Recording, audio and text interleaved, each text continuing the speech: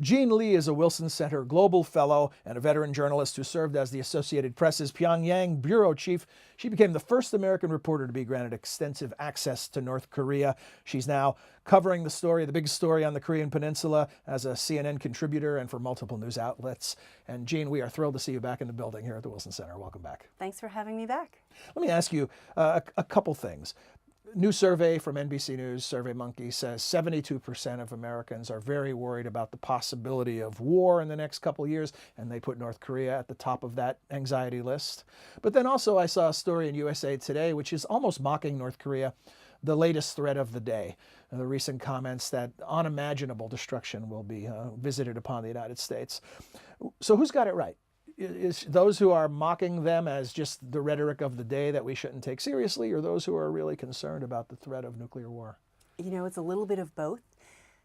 A lot of this is rhetoric. And one thing to pay attention to is how are the South Koreans reacting? How are their markets reacting? Because frankly, as someone who's based in Seoul, we hear this year in and year out. And you know, I was on the ground in Pyongyang when in 2013, when we had very similar heightened tension and rhetoric. A lot of it is it's cyclical, and it is part of a larger game. It's important to remember, first of all, that the entire Korean Peninsula remains in a state of war, and it has remained in a state of war since the 1950s. Mm-hmm. They signed a ceasefire rather than a peace treaty.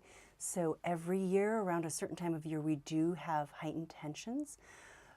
Technically,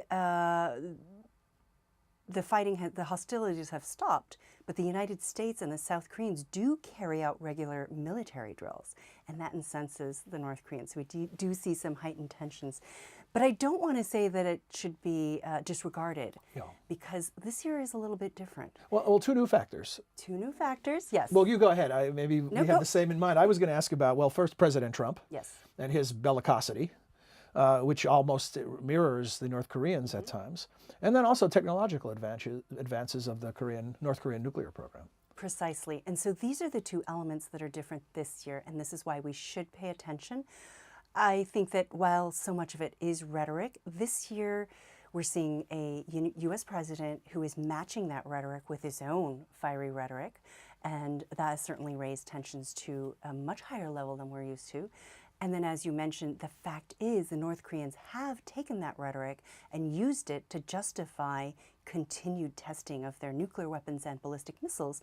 And that means they've taken this program to a point where it is a true threat. It's not just the threat that they're going to actually make a first strike, but every test is dangerous. And every test means that there's a potential that they can sell that technology. So we're talking about nuclear safety and security, as well as nuclear proliferation, not to mention the possibility of a military conflict with devastating consequences. And the other thing that we need to worry about is the higher possibility right now of a miscalculation. Is this rhetoric going to reach a point where someone feels compelled to act, and is it going to draw the region into a military conflict? We've got tens of thousands of troops just poised and ready to go. And if they're given the word to human take error action, looms large in this equation. I think still most airplane crashes are a result of human error, for example. Miscommunication, miscalculation. Remember that we don't have great communication with the North Koreans. I try to mention 2010 as an example. We had South Korean troops that were carrying out live fire drills off a frontline island off of South Korea, very close to the North Korean border, and the North Koreans warned them to stop. The South Koreans did not stop, and the North Koreans fired artillery on a civilian island. We had civilian deaths, and I remember at the time I was thinking, are we on the verge of war? Mm-hmm. South Koreans did not fight back at that point, and so things did eventually cool down, but we had civilian deaths. We were very close to an outbreak. And this is an example of when the lack of communication and somebody feels compelled to act, in this case the North Koreans, can lead to civilian deaths. So it's always very tense. Now, going back to what you were talking about with the U.S. president, the heightened rhetoric on his part means that the North Koreans have to act. They have to respond to that. And so what we're doing, in a sense... Respond rhetorically or more than that? Unfortunately, I think more than that.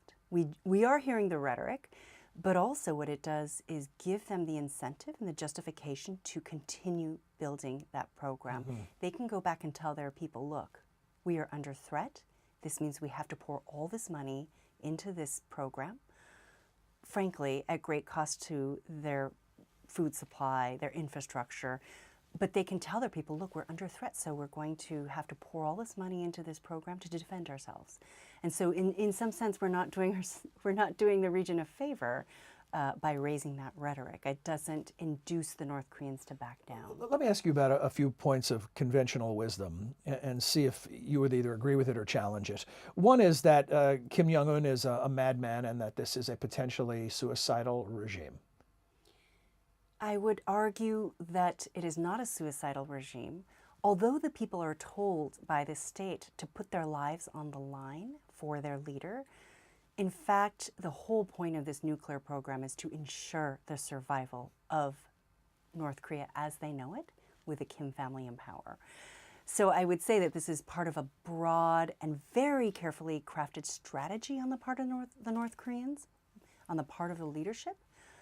And so it's not actually as irrational as it may seem to us. Of course, it seems irrational to us because in our framework and our value system, it does not make sense.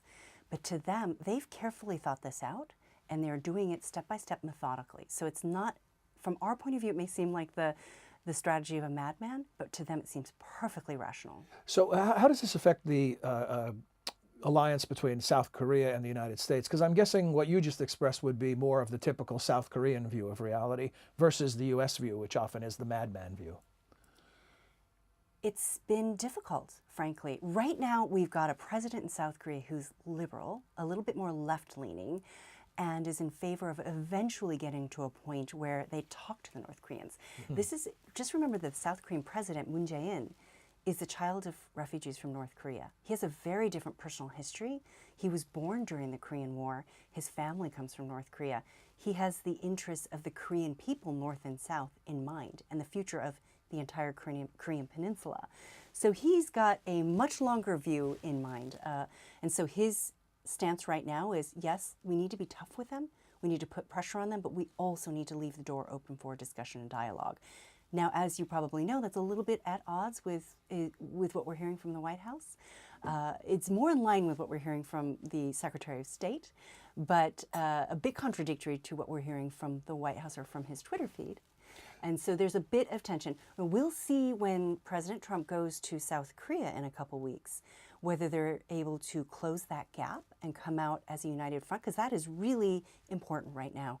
You do not want to give the North Koreans any room to drive a wedge between these two allies.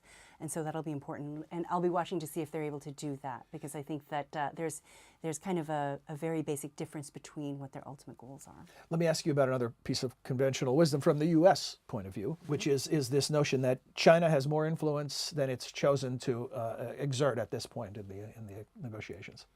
China has the potential to really make or break North Korea's future and its economy, because so much of its trade happens with China.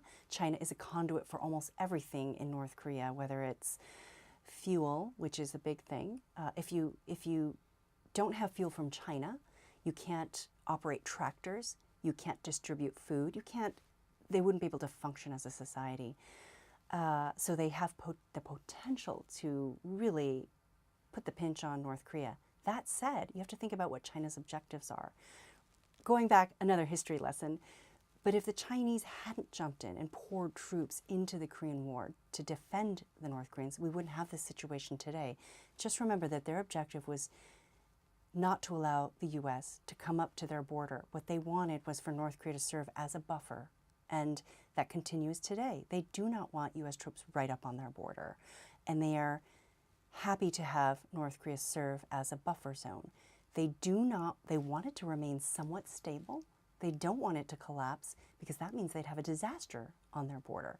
So they have a different vested interest here. They would like to see North Korea stable to a certain degree. They don't want it to collapse. And so they're not necessarily going to jump into any sanctions that would precipitate the collapse. On the other hand, they don't want war. On the other hand, they don't want a war. So they're in a tricky position. They're going to do just enough to maintain some control over North Korean behavior, but not enough to precipitate its collapse. So it's a tricky position. Fine And we need to calculations understand in that. play here. Yeah. What happens? I mean, what you've described on one level is a chronic condition, which it flares up from time to time, even with these new elements that you described. So I think when any chronic condition occurs, right, if we have an illness, we have to wait for the fever to spike and the acute stage is reached. Is there a concern that we might be headed to an acute stage, or do you see the chronic condition continuing for the foreseeable future?